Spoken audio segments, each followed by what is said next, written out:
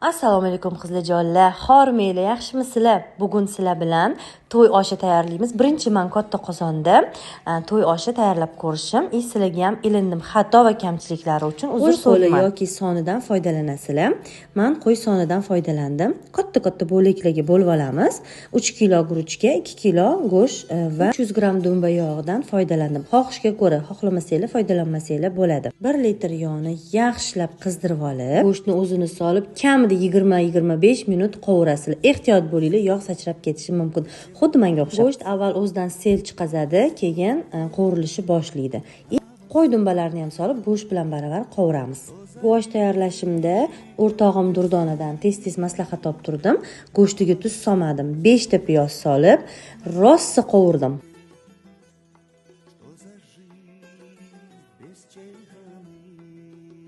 Bozordan to'ralgan sabzi olmasdan qalin qilib o'zimizni sariq sabzini somoncha, qizil sabzini kubik qilib to'radik. No'xat, magiz, barbaris, tuz, zira solasizlar.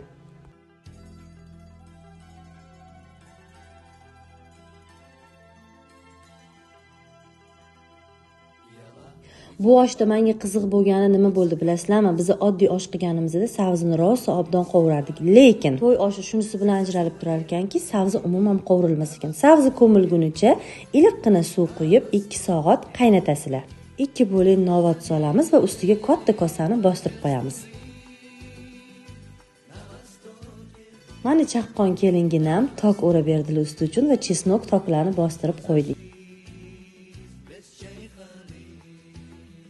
O'zi ham mahallaga osh qilibman. 3 kilo lazer guruchini ivitmaymiz. Shunchaki muzdek suvga yaxshilab toza qilib, suvi prozrachniy bo'lguncha yuvib olamiz. Zirvagimizni ustidagi hamma ortiqcha narsalarni terib olamiz. Behi, tok, chesnok, sabzini ustiga yuvilgan guruchimizni sekin-asta solamiz.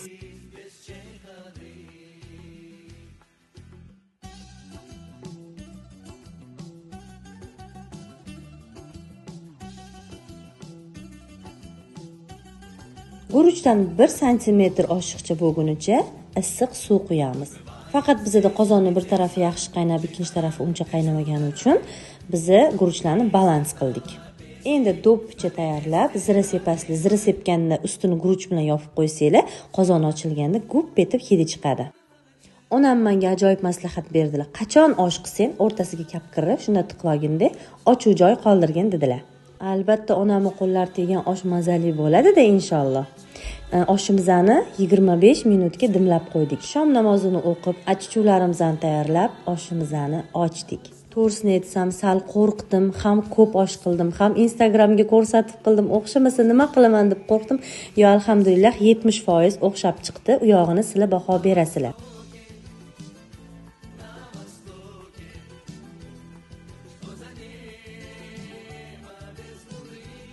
Postanovkachi rejissyor Miskekka katta rahmatimizni aytamiz.